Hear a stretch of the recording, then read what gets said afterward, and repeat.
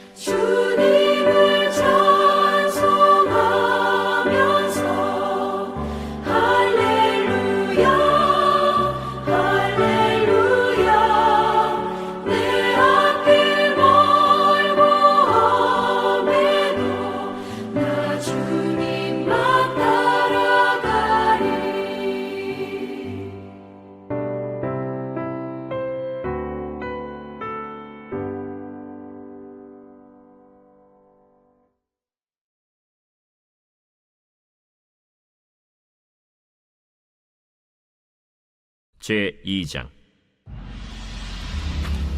아닥사스다 왕 제20년 니산월에 왕 앞에 포도주가 있기로 내가 그 포도주를 왕에게 드렸는데 이전에는 내가 왕 앞에서 수심이 없었더니 왕이 내게 이르시되 내가 병이 없거늘 어찌하여 얼굴에 수심이 있느냐? 이는 필연 내 마음에 근심이 있음이로다. 하더라. 그때 내가 크게 두려워하여 왕께 대답하되 왕은 만세수를 하옵소서. 내 조상들의 묘실 있는 성읍이 이제까지 황폐하고 성문이 불탔사오니 내가 어찌 얼굴에 수심이 없사오리이까 하니 왕이 내게 이르시되 그러면 내가 무엇을 원하느냐? 하시기로 내가 곧 하늘의 하나님께 묵도하고 왕에게 아뢰되 왕이 만일 좋게 여기시고 종이 왕의 목전에서 은혜를 얻었사오면 나를 유다 땅 나의 조상들의 묘실 있는 성읍에 보내어 그 성을 건축하게 하옵소서 하였는데 그때 왕후도 왕 곁에 앉아 있었더라. 왕이 내게 이르시되 내가 몇 날에 다녀올 길이며 어느 때에 돌아오겠느냐? 하고 왕이 나를 보내기를 좋게 여기시기로 내가 기한을 정하고 내가 또 왕에게 아뢰되 왕이 만일 좋게 여기시거든 강 서쪽 총독들에게 내리시는 조서를 내게 주사 그들이 나를 용납하여 유다에 들어가기까지 통과하게 하시고 또 왕의 삼림 감독 아삽에게 조서를 내리사 그가 성전에 속한 영문의 문과 성곽과 내가 들어갈 집을 위하여 들보롯을 제목을 내게 주게 하옵소서 하매 내 하나님의 선한 손이 나를 도우심으로 왕이 허락하고 군대 장관과 마병을 보내어 나와 함께하게 하시기로 내가 강 서쪽에 있는 총독들에게 이르러 왕의 조소를 전하였더니 호론 사람 산발락과 종이었던 암몬 사람 도비아가 이스라엘 자손을 흥왕하게 하려는 사람이 왔다 함을 듣고 심히 근심하더라. 내가 예루살렘에 이르러 머무른 지 사흘 만에 내 하나님께서 예루살렘을 위해 무엇을 할 것인지 내 마음에 주신 것을 내가 아무에게도 말하지 아니하고 밤에 일어나 몇몇 사람과 함께 나갈새 내가 탄 짐승 외에는 다른 짐승이 없더라. 그 밤에 골짜기 문으로 나가서 용정으로 분문에 이르는 동안에 보니 예루살렘 성벽이 다 무너졌고 성문은 불탔더라. 앞으로 나아가 샘문과 왕의 못에 이르러서는 탄 짐승이 지나갈 곳이 없는지라. 그 밤에 시내를 따라 올라가서 성벽을 살펴본 후에 돌아서 골짜기 문으로 들어와 돌아왔으나 방백들은 내가 어디 갔었으며 무엇을 하였는지 알지 못하였고 나도 그 일을 유다 사람들에게나 제사장들에게나 귀족들에게나 방백들에게나 그 외에 일하는 자들에게 알리지 아니하다가 후에 그들에게 이르기를 우리가 당한 공경은 너희도 보고 있는 바라. 예루살렘이 황폐하고 성문이 불탔으니 자 예루살렘 성을 건축하여 다시 수치를 당하지 말자 하고 또 그들에게 하나님의 선한 손이 나를 도우신 일과 왕이 내게 이른 말씀을 전하였더니 그들의 말이 일어나 건축하자! 하고 모두 힘을 내어 이 선한 일을 하려 하매 호론 사람 산발락과 종이었던 암몬 사람 도비아와 아라비아 사람 게셈이 이 말을 듣고 우리를 업신여기고 우리를 비웃어 이르되 너희가 하는 일이 무엇이냐? 너희가 왕을 배반하고자 하느냐? 하기로 내가 그들에게 대답하여 이르되 하늘의 하나님이 우리를 형통하게 하시리니 그의 종들인 우리가 일어나 건축하려니와 오직 너희에게는 예루살렘에서 아무 기업도 없고 권리도 없고 기억되는 바도 없다 하였느니라.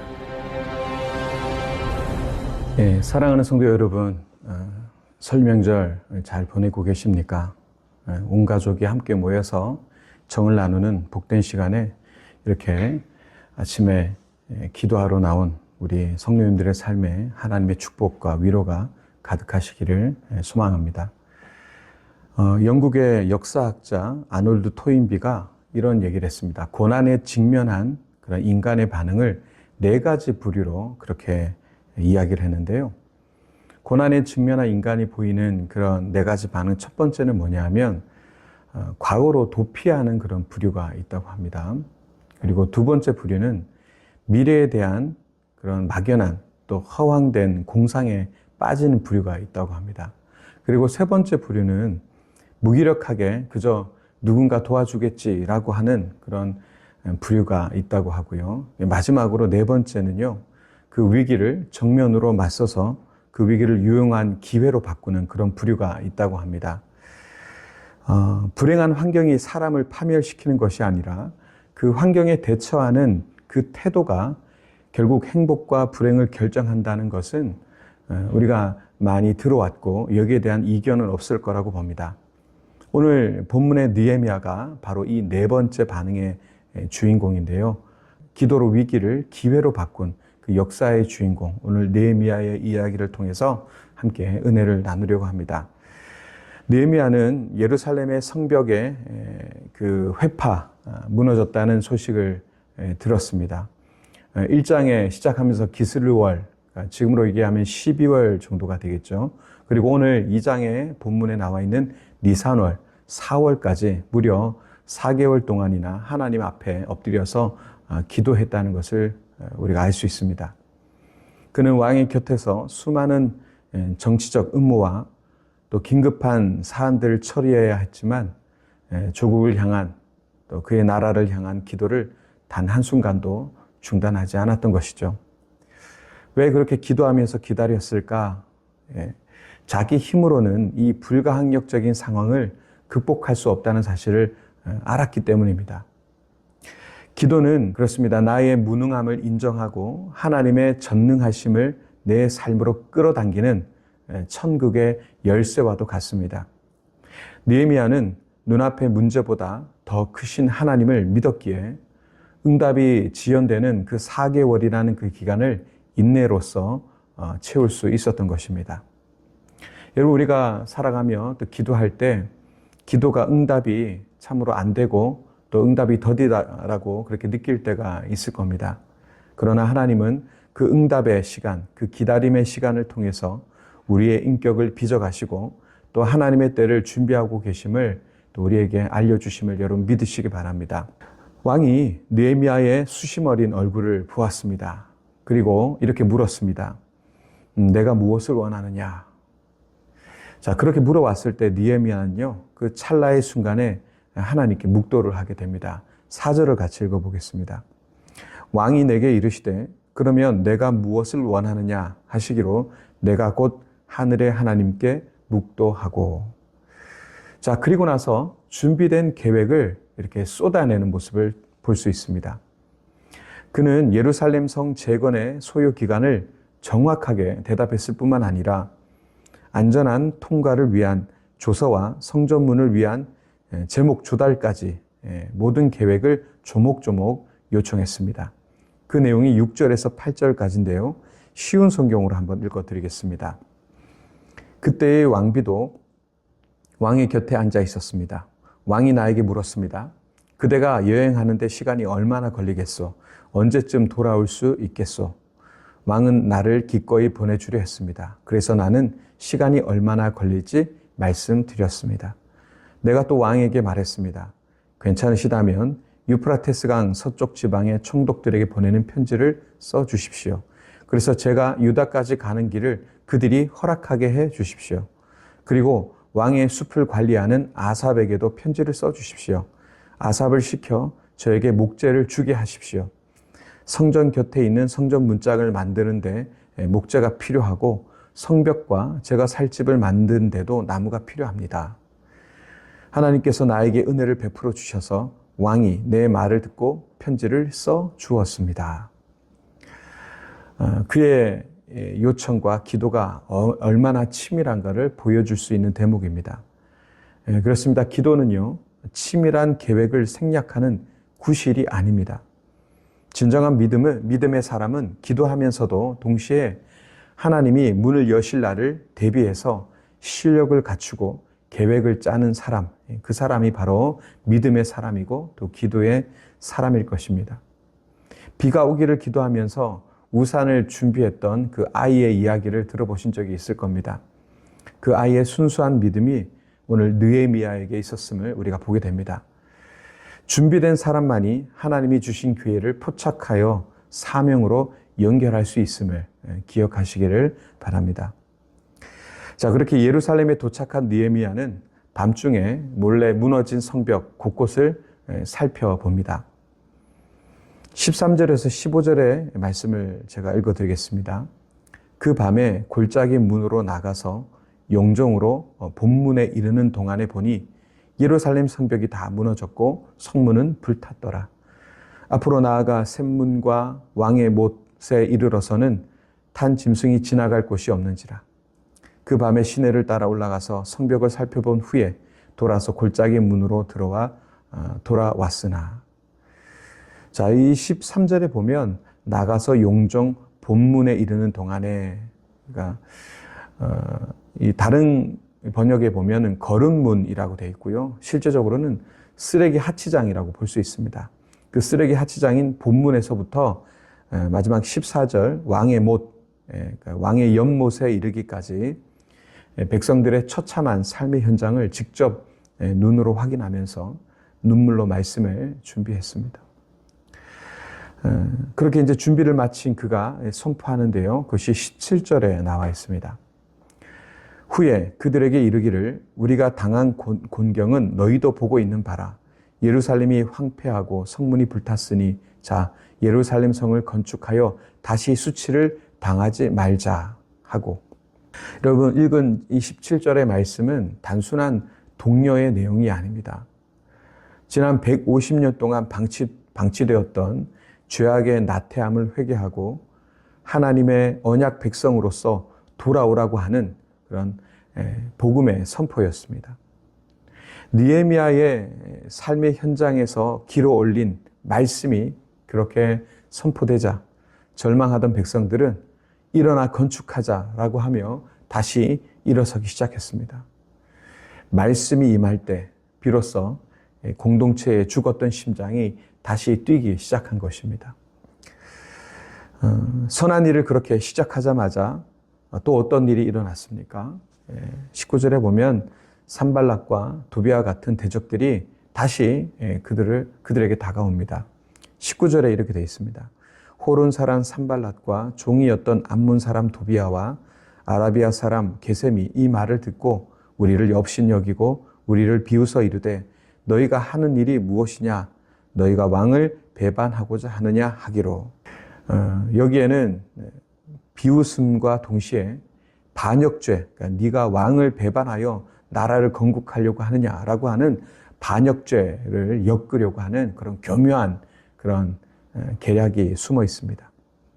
참 이런 부분들은 그로 하여금 많은 위축을 가져왔을 겁니다. 그럼에도 불구하고 느헤미야는 당당히 그들과의 결별을 선언합니다. 그것이 20절인데요. 이렇게 되어 있습니다. 내가 그들에게 대답하여 이르되 하늘의 하나님이 우리를 형통하게 하시리니 그의 종들인 우리가 일어나 건축하려니와 오직 너희에게는 예루살렘에서 아무 기업도 없고 권리도 없고 기억되는 바도 없다 하였느니라. 아주 강력한 선포를 하고 있죠. 여러분, 이번 설 명절은 우리 가정에 무너진 성벽을 재건하는 그런 기회가 되어야 되지 않을까 싶습니다. 가족들의 연약함을 보며 지적하기보다 느헤미야처럼 그 아픔을 내 것으로 품고 기도할 수 있는 그런 우리가 되어야 하겠습니다. 세상의 가치관이 우리를 흔들려고 할 때 하늘의 하나님이 우리 가정을 형통케 하신다라고 하는 말씀의 권위로 그 대적들을 물리치실 수 있기를 바랍니다. 우리가 기도와 계획으로 준비될 때 하나님의 선한 손은 반드시 우리를 통해 그 나라를 재건하실 것입니다. 여러분 이 말씀을 붙들고 승리하시는 명절의 첫날이 되시기를 주님의 이름으로 축원드립니다. 기도하겠습니다. 역사의 주관자가 되시는 아버지 하나님, 민족의 명절 설을 맞아 우리를 기도의 자리로 불러주시니 감사를 드립니다. 수상궁의 안락함을 뒤로하고 무너진 성벽을 향해 눈물로 나아갔던 그 느헤미야의 뜨거운 심장이 오늘 우리의 가슴에 이식되게 하여 주옵소서. 주님, 우리가 단순히 복을 구하는 자를 넘어 하나님의 나라와 의를 먼저 구하는 소명자들이 되게 하여 주옵소서. 기도의 무릎으로 하나님의 때를 기다리게 하시고 주님이 기회를 주실 때 즉각 순종할 수 있도록 실력과 인격을 준비하는 지혜를 허락하여 주옵소서. 이번 명절 우리 모든 가족들이 그 모인 자리에 세속의 물결에 침범하지 못하도록 말씀의 성벽을 견고히 쌓게 하시고 오직 하나님의 형통케 하심만이 우리 가문 대대로 이어지게 하여 주옵소서. 우리를 회복시키시는 예수 그리스도 이름으로 기도하옵나이다. 아멘.